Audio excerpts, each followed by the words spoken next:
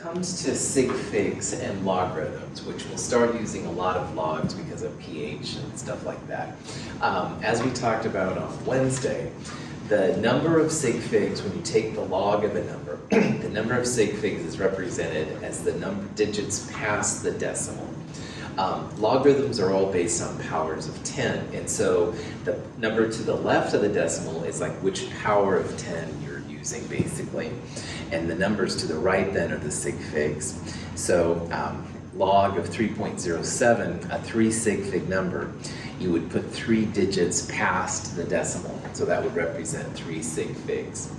Here it's the log of a 2-digit number, so there's only 2 digits past the decimal. When you're going the other way, if you know you're doing an anti-log, 10 to the x, negative pH or something like that, in this case that would be 2 sig figs, because 3.12, if you're anti-logging it, would be 2 sig figs after, so you'd report 2 sig figs. For what it's worth, I'm trying to be more mellow. I try really hard to be more mellow with sig figs and logarithms, anti-logs, because I know it's a little weird. But these are the official rules, and especially if you see some of my examples, you'll think like, what the heck is he doing there? Because he's cutting down sig figs and stuff like that. It all has to do it, and you're always welcome to ask and stuff at the same time too. Any questions on that?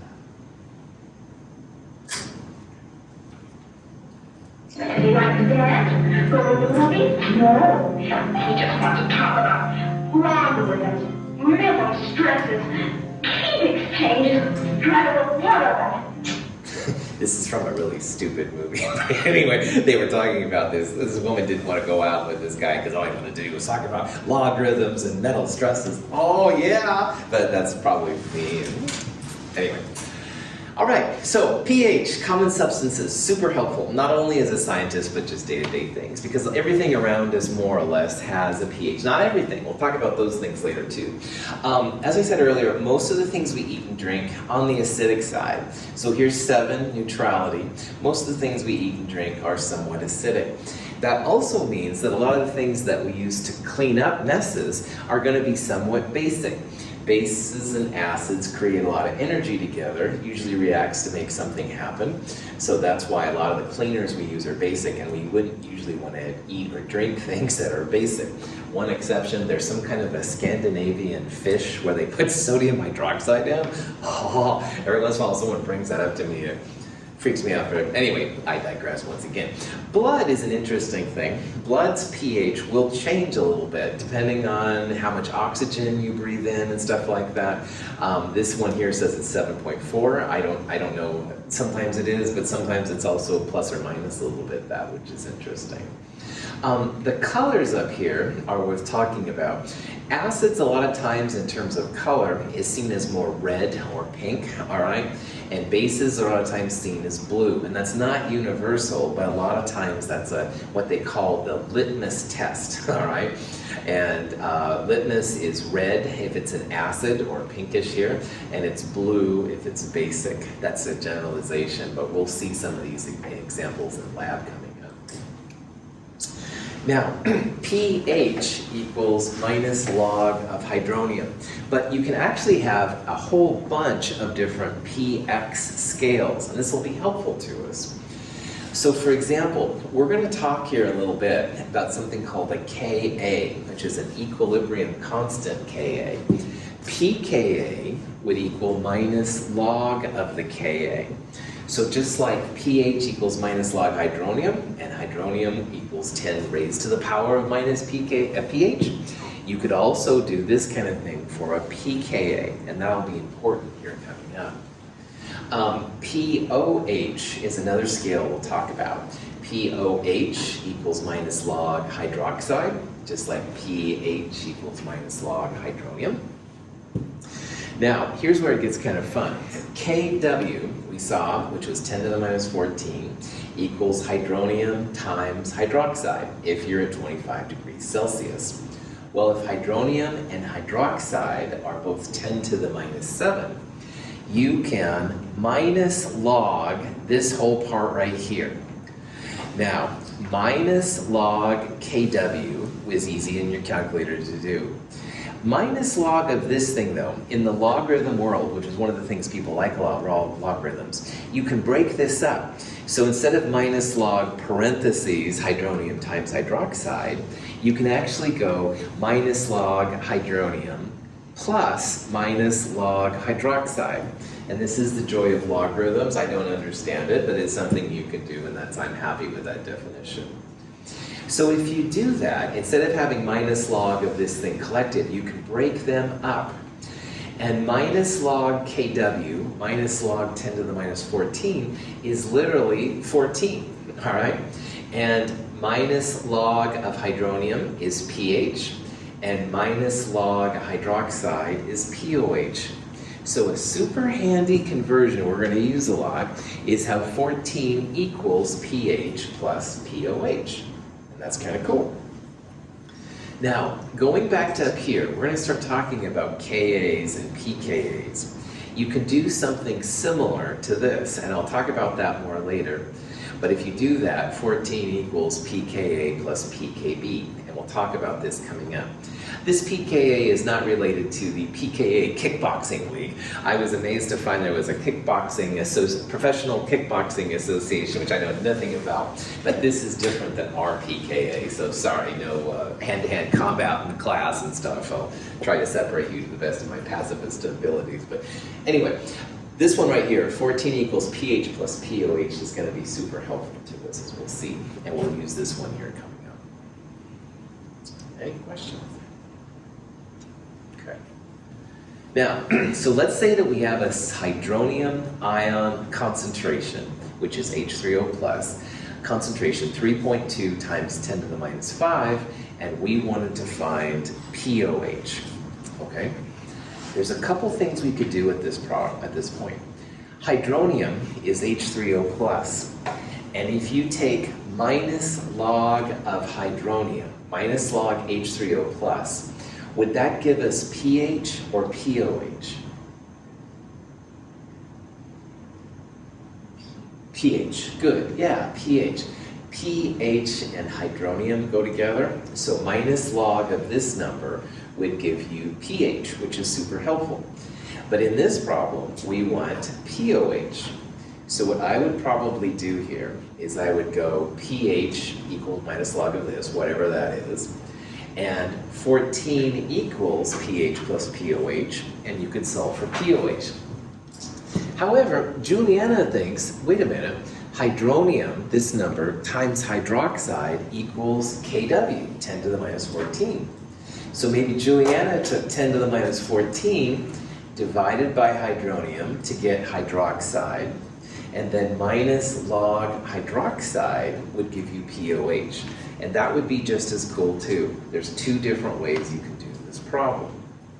So whatever version you do, 9.51 is your POH. Now, what I did right here is I did it the latter way. I took Kw, 10 to the minus 14, and divided by hydronium. So the part in square brackets here, whatever that number is, that would give you OH minus, hydroxide. And minus log of hydroxide is what POH is all about. But again, there's nothing wrong with going minus log 3.2 times 10 to the minus 5. You'll get a 4.49, I believe, if I'm doing my math right. And 14 minus 4.49 would give you POH 9.51. So sometimes on these there's going to be more than one way to do it, and you get to pick the way that works best for you, depending on what you have around you at the time. Any questions? Here's the litmus paper once again. In the lab last week, we did a thing where we were adding ammonia, and when it turned blue, that's when you had enough base. So that was an example of the litmus paper being blue, all right? And usually, not always, but usually blue means basic, and red or pink means acidic. Now, pH, hydronium, hydroxide, and POH are all related to each other. And I want to take a minute and talk about kind of general trends for what they all mean. And the first one is, let's talk about an acidic solution. Now in an acidic solution, you're going to have a lot more hydronium than you'll have hydroxide. So hydronium will be high and hydroxide will be low. A lot of hydronium means small pH. Remember, small pHs are acidic. So if you have a lot of hydronium, you're going to have a small pH. And if you don't have a lot of hydroxide, you're going to have a big pH, a more acidic pOH. So notice here, I'll do it from the camera, hydronium goes up, pH goes down. But as pH goes down, pOH goes up. And as pOH goes up, hydroxide goes down. So you can see how hydronium and hydroxide are opposite. And if this is high hydronium, that means pH would be lower. Low pH means lots of acid, and pOH would be high. So take a minute on your own time and think about these relationships, because it's really strange. Low pH means lots of hydronium. Lots of hydronium means small amount of hydroxide. Small hydroxide, big pOH, which is weird. So for this example, you can imagine we're kind of like down here. Let's say we have a pH of 0. That's a low number. That means hydronium is going to be pretty large, like 1 mole per liter. 1 mole per liter, when you think about kW, means that hydroxide is going to be pretty small. But if hydroxide is pretty small, minus log of that number, means pOH is going to be big. It's kind of weird. And getting used to this is one of the big challenges of this area. It's not hard, you just have to kind of think about it. Bases would be the opposite. If you have a base, you have a lot of hydroxide and not a lot of hydronium. So base, how low can you go? No, base, how high can you go is what pH would mean. So lots of base means a high pH, but if you have lots of base, then you'll have a small pOH. So just kind of think about that in your mind, figure it out and stuff like that. It's pretty chill. Questions? Okay. Now, if you have a weak acid and a weak base, then you're going to have the equilibrium double-sided arrow we talked about at the beginning today. And those are going to be kind of cool. I mean, there's some special things we can do with those. Now, if you have a weak acid or a weak base, you will deal with the conjugate. So as an example, here's acetic acid, a weak acid, and as the acid loses its H+, it makes its conjugate, which is a conjugate base. And again, conjugates are related by plus or minus H+. The acids have more H+, the bases have less H+. So acetate is the conjugate of acetic acid. But you can also have ammonium and ammonia, which are conjugates. Hydrogen carbonate or bicarbonate is related to carbonate in the same way. But again, notice how the acids have more H+, the bases have less H+. And all these weak acids or weak bases it just means that they don't break up 100%. So they feel it's usually less than 5%. So if you put 1 mole of these weak acids or weak bases in, then less than 5%, or 5 over 100, less than that, would be the amount of moles that actually break up to the conjugates. So let's look at a weak acid first, because this is going to be the most common one. And a good example of a weak acid is acetic acid. Now the HOAC is just the abbreviation that people use. This is the H that's listed right there, and the OAC minus is the acetate ion. So as we saw at the beginning then, acetic acid reacts with water. It gives up an H+, since it's an acid, to make hydronium, and the conjugate acetate then is released in the process. But because it's a weak acid, unlike the strong acids, we're going to use the double-sided arrows. So some of the conjugate base will also react with hydronium to make the acetic acid again, and water goes back and forth. So Ka, which I mentioned earlier, is nothing more than an equilibrium constant for a weak acid. All right? The Ks we're going to look at are all going to be numbers less than 1, and that just means that they're for a weak acid. So the A of Ka means weak acid. Acetic acid has been studied a lot. and the equilibrium constant 1.8 times 10 to the minus 5. So if you look at this expression, the weak acid is a reactant and it reacts with water, and the products are hydronium and acetate. Now the water doesn't show up in the equilibrium because it's a liquid. Liquids and solids are kicked out. So we have hydronium times acetate over the acetic acid. All Kas have hydronium as a product. So if you see a K expression with hydronium and some kind of thing with a negative charge and something neutral or something like that, the hydronium itself should imply that you have a Ka, all right? This is definitely a Ka, 1.8 times 10 to the minus 5. And like all the Ks we've seen so far, K is much less than 1. So if you have an equilibrium constant less than 1, that means it's reactant favored. You're going to have at equilibrium more acetic acid and water than you have hydronium and acetate. But they're not zero amounts over there on the right side, so that's why we have to take that into account.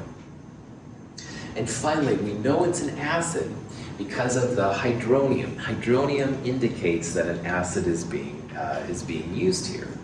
And from this hydronium, you can find pH and stuff like that. So in the future, if you see a Ka, and we'll see quite a few of them, all right, the Ka will be for a specific acid. Whatever the acid is, it goes right there. Water is the other reactant. And on the product side, you'll have hydronium. Acids create hydronium. And then the conjugate base will be the other product. So all these Kas are going to be like that. Water is a reactant, hydronium is a product, the acid is a reactant, the conjugate base is a product. Any questions? Okay. This is the generic version of any acid. All right, here's generic acid HA. Remember that all acids have an H plus they can donate. All right, so you'd have the acid plus water. Hydronium is what makes it a Ka. All right, acids need hydronium to be active. And then whatever your acid is, you'd have A minus, the conjugate base, as the other product. All the weak acids have Ks less than 1, and there's a bunch of them, thousands upon thousands. So you don't have like a lot of hydronium, all right?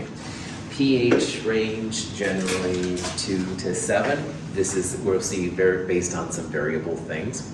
Strong acids would have smaller pHs, even more powerful pHs. But the weak acids, they don't have that much breaking down. So it's usually more than neutrality, more acidic than neutrality, but not exactly super acidic either. Now this is for a Ka, equilibrium constant based on acid. But you can probably imagine there's a Kb, all right? B stands for base. Now, acids created hydronium. This is a base, so bases need to create hydroxide.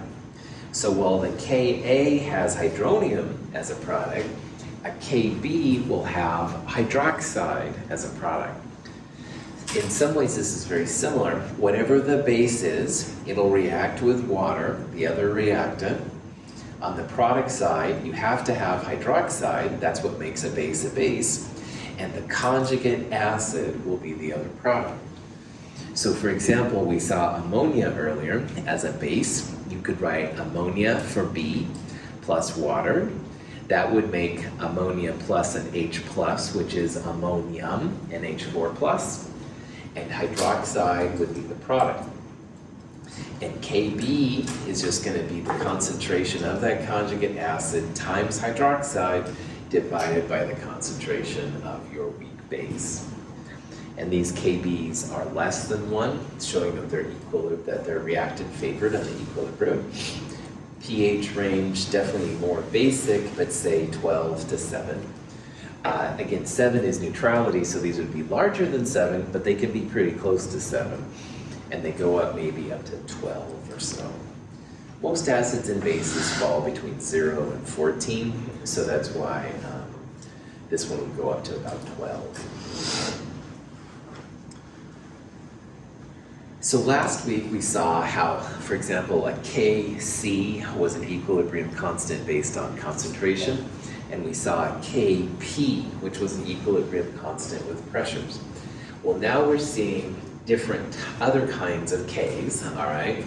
Kb is just a base, which means that hydroxide has to be a product, while a Ka is an acid, and hydronium, H3O plus, has to be a product instead. Questions? All right. Now, let's say that we have some random acid HA reacting with water to make hydronium and the conjugate base. And that's what the Ka expression is all about.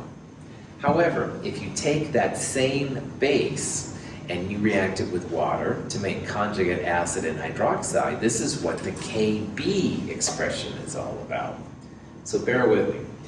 If you take both of these expressions and you add them together, all right?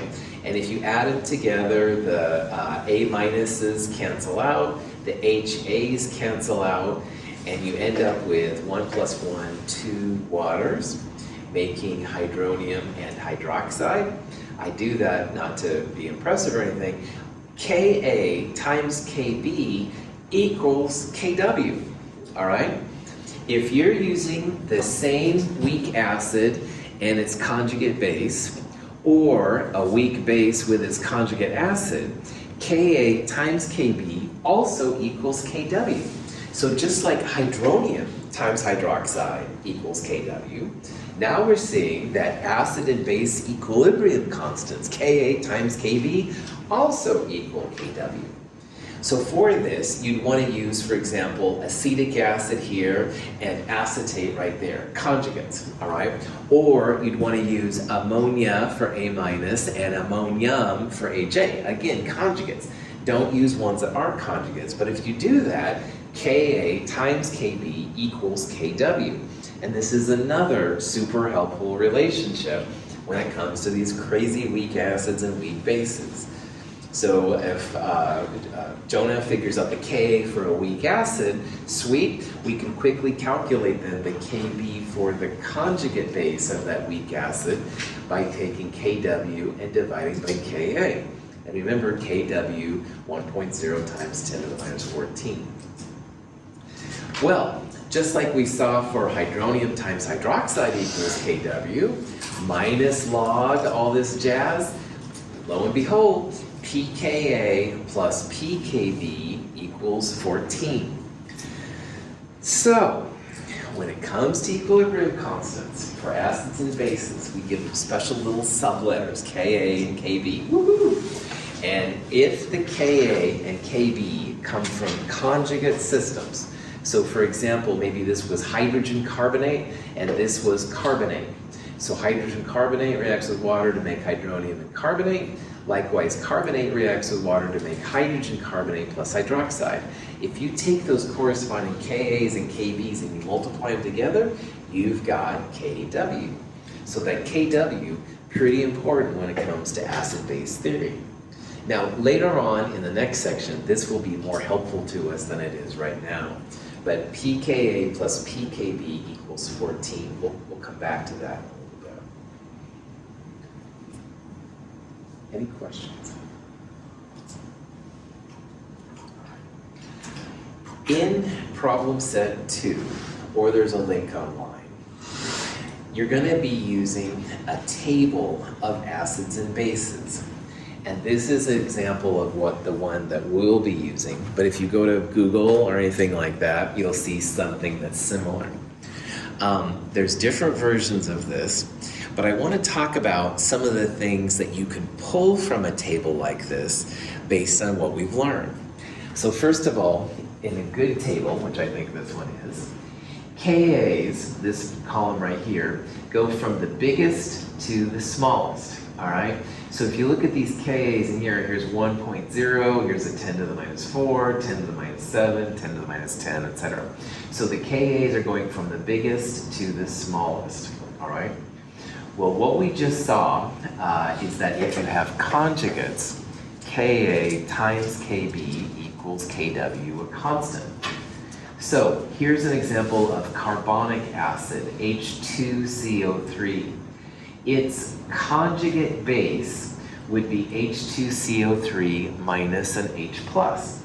So H2CO3 minus an H plus is HCO3 minus, hydrogen carbonate. And this one, in this context, is a base. So notice that in this table too, here's the weak acid or the acid, and here's its conjugate. Here's formic acid, HCO2H, and its conjugate is HCO2 minus. Here's hydrogen phosphate, the acid, and phosphate, the weak base. So the Ka start big and go small, and the conjugates are opposite each other.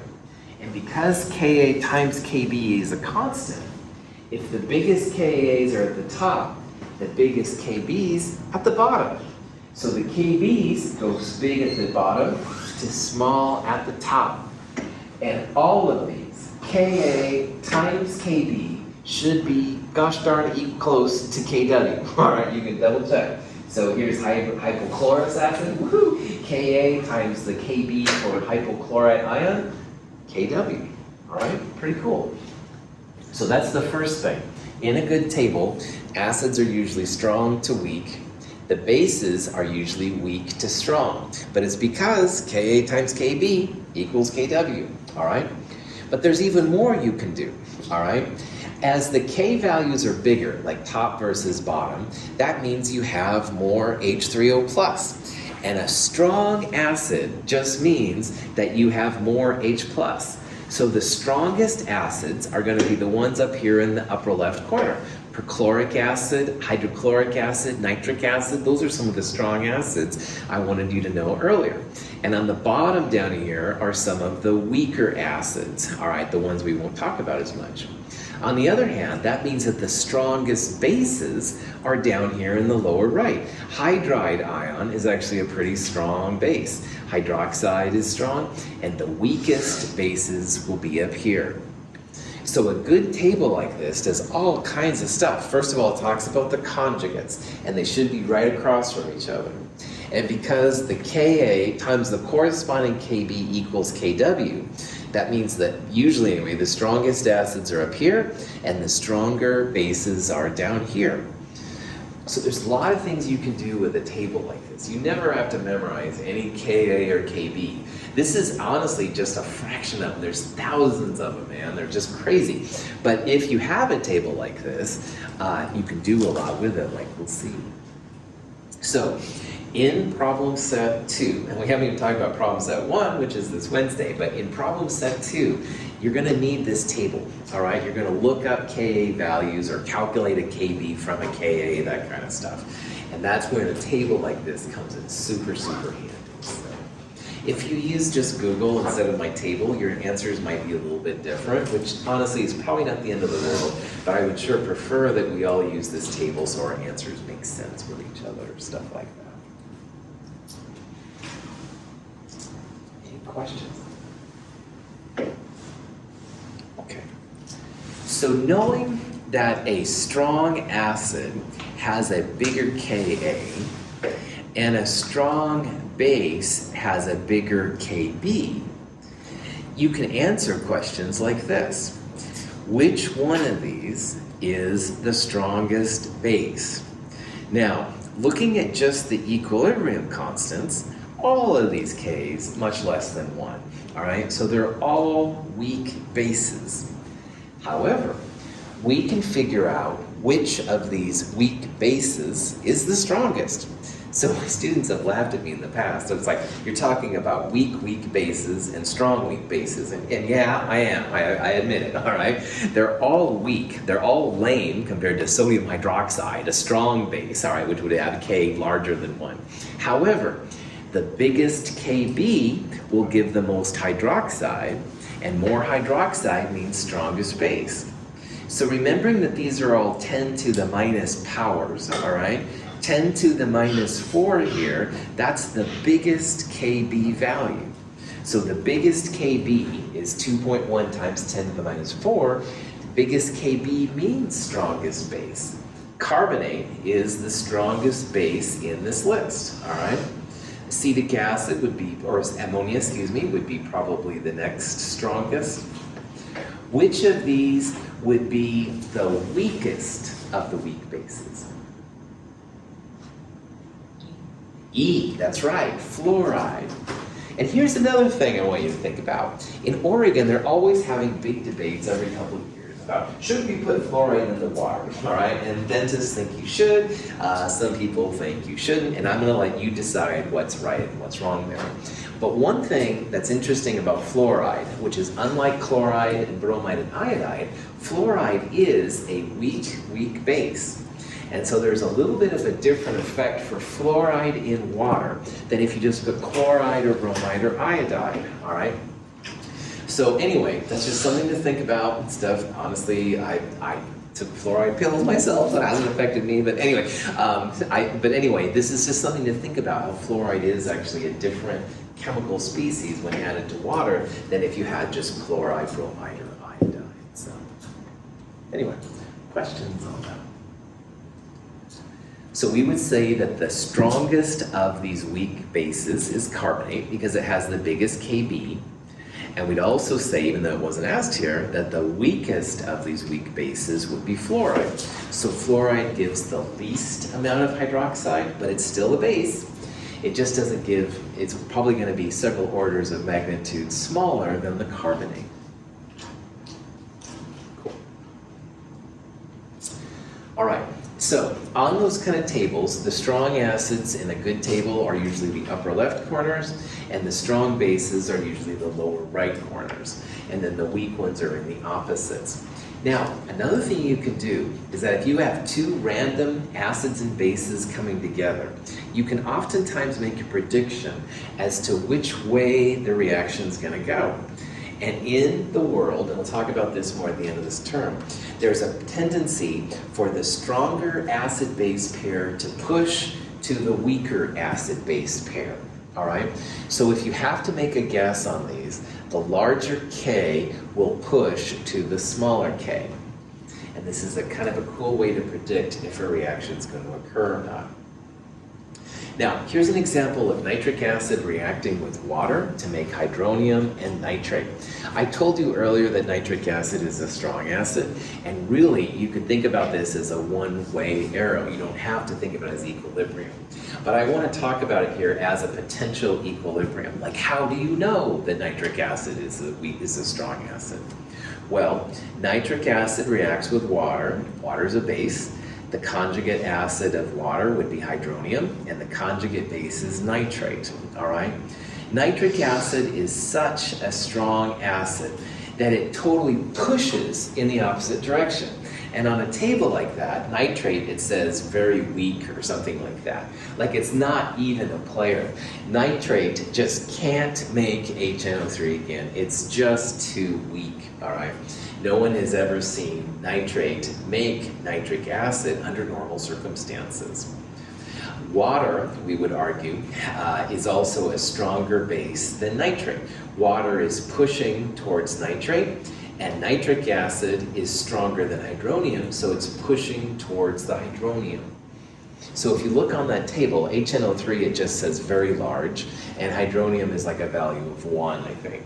So this is bigger than this. It's pushing to the weaker side. It's bigger K pushes to smaller K. Water has a bigger Kb than nitrate does, so it's also pushing in the side of strong Kb to weak Kb. And this is something that's kind of interesting. There's a tendency for strong things to push towards weaker things.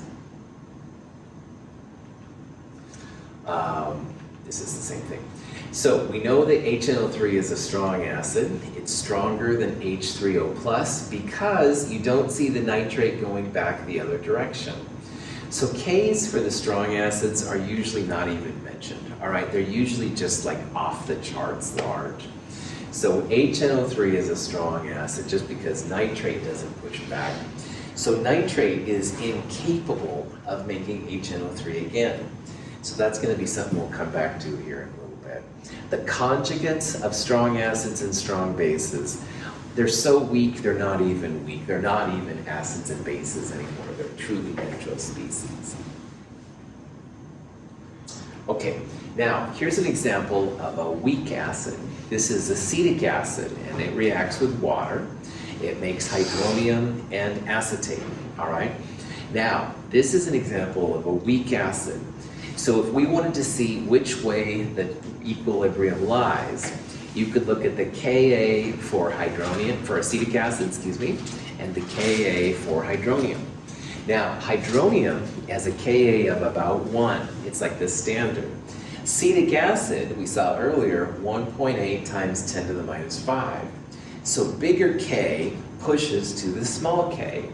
Bigger Ka for H3O plus is going to push to the weaker Ka for acetic acid, 1.0 versus 1.8 times 10 to the minus 5. So this reaction we would predict on the acid side is going to be more reactant favored. And you can do the same thing for the base. Water as a base is very, very low.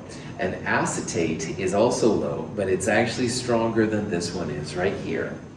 So strong K pushes to the weak K, all right? And this hydronium for Ka is bigger than HOAC, so we predict it goes to the left. And this Kb for acetate is bigger than the water Kb, so it's going to push to the left. So these Ks are usually pretty small. So the punchline of these last slides, big K pushes to the small k. And you can do it from the acid or the base perspective. Now, strong acid plus strong base is another whole game. So here's a strong acid and a strong base reacting. And in Chem 221, we saw this was a double displacement. So the H plus and the Na plus will trade places. You'll end up with NaCl and HOH, which is water. And you can think about it as an equilibrium, which is fine, although we'll see this is a big time one direction.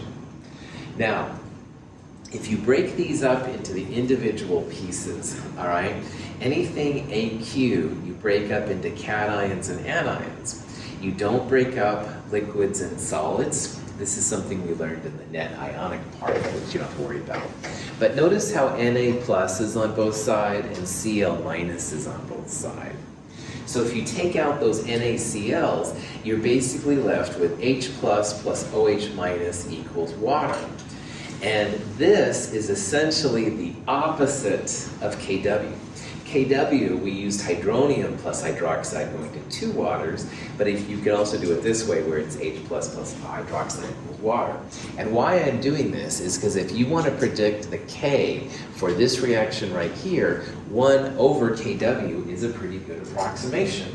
And this K, much, much, much larger than 1. So what this tells chemists, all right, is that strong acids plus strong bases, huge Ks, all right, very, very large. And we would predict that when you have a K this big, there's no chance of the products going back to reactants. We would assume here that Na plus and Cl minus, the conjugates of strong acids and strong bases, they're not going anywhere. This is going to give you a neutral solution. Water is neutral. Na plus and Cl minus have no effect on pH. So this thing, totally one directional. From now on, I'm only going to use single arrows when strong acids and strong bases come together, because they just push it in the opposite direction. And when you calculate K, and it's possible, the Ks are very, very large, very, very huge. So, punchline, strong acids plus strong bases, neutral solutions, total product favor. Now, weak acid plus strong base, you can also do something similar if you're curious what a K is. So this is an example of the weak acid acetic acid reacting with, say, sodium hydroxide. I'm pulling the sodium out, which is a spectator ion, and boring. But in this process, you end up making water and the acetate ion, which we've seen before. Now, if you look at this reaction long enough, acetate plus water making hydroxide plus acetic acid, the opposite of what we have listed, that's Kb for acetate. So if you take that reaction and you flip it, it's the Kb expression for acetate, KBs always have water as a reactant and hydroxide as a product. So you do some math, you flip it around, KB, 1 over that number, 1.8 times 10 to the 9th. And what that means is that strong bases and weak acids, very product favored once again, very, very large Ks. So you add a strong base or a strong acid to its opposite, very product favored, all right? Pushes it in one way. The solution ends up being basic because you end up with a base, but yeah, very, very powerful. So in this slide and the last slide, and the next slide for that matter, I'm basically justifying why strong acids and strong bases push to the opposite side, all right? That super strong K of strong acids and strong bases will definitely push to the opposite side. The weak acids or weak bases, whatever else is there, doesn't stand a chance. So if you have 1 mole of sodium hydroxide and 1 mole of acetic acid, they're both gone. You're going to end up with water and acetate at the end of the day. Any questions on that? All right. This example is the same thing, but now for a strong acid. So let's say we added hydrochloric acid to ammonia. Well, hydrochloric acid breaks down to hydronium and chloride, which is boring. So hydronium is basically from HCl. And that's going to react to make water and ammonium. And if you're curious what the K value for this is, if you flip this reaction around, it's a Ka for ammonium. So if you look up the Ka for ammonium and you take the inverse of it, 1 over it, you get also 1.8 times 10 to the 9th. So very, very product favored. So again, what this means is that strong acids and weak bases, they push to the product side. There's only water and conjugate acid left. So strong acids plus strong bases, bam, they annihilate, you've got water and a boring salt. Strong acid like this one and weak base come together, not quite as powerful, but still strong, product favored. All of that weak base has turned into a weak acid. And likewise, if you have a weak acid and strong base, bam, pretty strong, not as strong as strong acid, strong base, you end up with a weak base in water. It's going to be basic, very product. It's just justifying why strong acids and strong bases, 100% product favored when you add them. Any questions? Okay. So, here's an example, HCl and carbonate making chloride hydrogen carbonate. HCl, strong acid, weak acid, strong base, weak base. What do you think? It's a strong acid. Strong acid, thank you. Strong acid. There's only 5 strong acids and 3 strong bases. Again, please make sure you know hydrochloric acid is a strong one. Carbonate, we don't know what it is, but it's not one of the strong acids or strong bases. And if you know this is a strong acid, then more than likely these reactions are all acid and base, all right? So you can definitely predict that carbonate is a weak base. I don't believe you, Dr. Russell. Good, look at the table. Carbonate's on the Kb side. That would be a way. If there's a Kb value for carbonate, that means it's going to be a base. And finally, in this reaction, notice how HCl is giving up an H+. So that's another way to show that HCl is the acid. Carbonate is accepting the H+, so that means carbonate's the base. You're going to end up with chloride and hydrogen carbonate. Now, if you don't know which way this reaction goes, you can go back to the idea of what a strong acid or strong base does. And remember, strong acids and strong bases push to the other side. This is a strong acid. We don't know that much about these guys, but they're not strong acids or strong bases. Strong K pushes to the weaker K. So would you predict this reaction is going to be more on the right, more on the left, exactly in the middle somehow, or in the above? Right, exactly. Strong acids, strong bases push to the opposite side. Big K pushes to the smaller K. And anytime you have a strong acid or a strong base in your equilibrium, it's going to push to the opposite side. Keep that in the back of your mind. Any questions?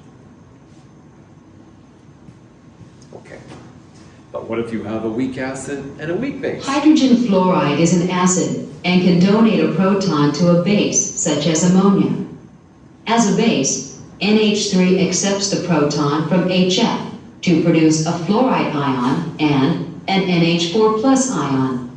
HF and fluoride ion constitute a conjugate pair, as do ammonia and ammonium ion. This is an example of ammonia, a weak base, reacting with hydrofluoric acid, which is a weak acid, all right? And weak acids and weak bases don't have any strong systems in them. So how do you predict where this reaction is going to be? Like, do you have more HF and ammonia or more fluoride and ammonia? The very best way to do this would be to compare the Ka values, all right? And the bigger Ka would push to the smaller Ka, or bigger Kb would push to the smaller Kb. Now, I happen to know, because I'm a chemistry nerd, that ammonia's Kb is larger than fluoride's Kb. And I also happen to know that HF has a bigger Ka than ammonium does. So I know from my personal experience that this reaction is going to shift to this side. All right, the HF will push towards the smaller Ka of ammonium. The ammonia, Kb is bigger than the Kb of fluoride, so it will push more this way. But if I didn't know or I wasn't sure, I would definitely look at Ka and Kb values. Another thing about this is that we aren't going to do a lot of weak acid plus weak base interactions, because you always are looking at Kas and Kbs. And also the strong acids and strong bases are common enough that we're going to focus more on those. So we won't do a lot of weak acid plus weak base, but what you can do is look up the individual Kas, and remember, bigger Ka pushes to the smaller K. Any questions on that? Okay, so this is kind of a summary of the 4 kinds of reactions that can happen between acids and base. The first one is when you have strong acids and strong base. And those 2 strong acids and strong bases, the biggest Ks possible, all right? And the biggest Ks possible means that you're going to move to the product side. So strong acids and strong bases, if you have equal moles, you're just going to have water. And water, in theory anyway, has a pH of 7.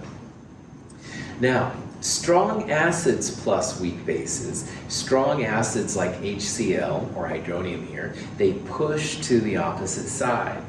So if you have equal moles of, say, the HCl, hydronium, or an ammonia, the reaction is going to push to the right side, and you're going to have ammonium and water. Now, water is neutral, but ammonium is the conjugate acid of ammonia. So if you have equal moles of strong acid and weak base, you're actually going to end up with a pH which is less than 7. It's a little bit acidic. This will have ramifications for the next chapter we're going to talk about. Likewise, if you have a strong base and you're reacting it with a weak acid, like NaOH is a strong base and formic acid is weak, the strong base pushes to the product side. So if you have 1 mole of weak acid and 1 mole of strong base, these 2 you consider to be wiped out. There's nothing left. But at equilibrium, water, which is neutral, and formate ion, the conjugate base of formic acid. And because formate ion is a base, bases have pHs larger than 7, you're going to end up with a weak base. Now, I want to double check what that means, just make sure you know. Like, I think of acids and bases, they come together, they wipe each other out, nothing left, all right? But an interesting thing happens when you have a weak acid and a weak base. If you have a weak base and you add a strong acid to it, the strong acid just wipes out that weak base. But the weak base has a conjugate acid that's left at the end. So at the end, you're gonna still have an acidic pH. It's not from the strong acid, because the strong acid's wiped out, but that conjugate acid has a subtle, weak little pH at the end, which is really strange. Same thing for strong base plus weak acid. The weak acid is gone, its conjugate base is left, so your pH will be a little bit basic, which is wild. The weak acid, weak bases are hard to predict. You have to look at Ks and stuff. We won't do a lot of that to figure it out. Any questions on that? Okay, this is a good place to take a break. It's about 10:49. We'll start at 10:54. Stretch your legs.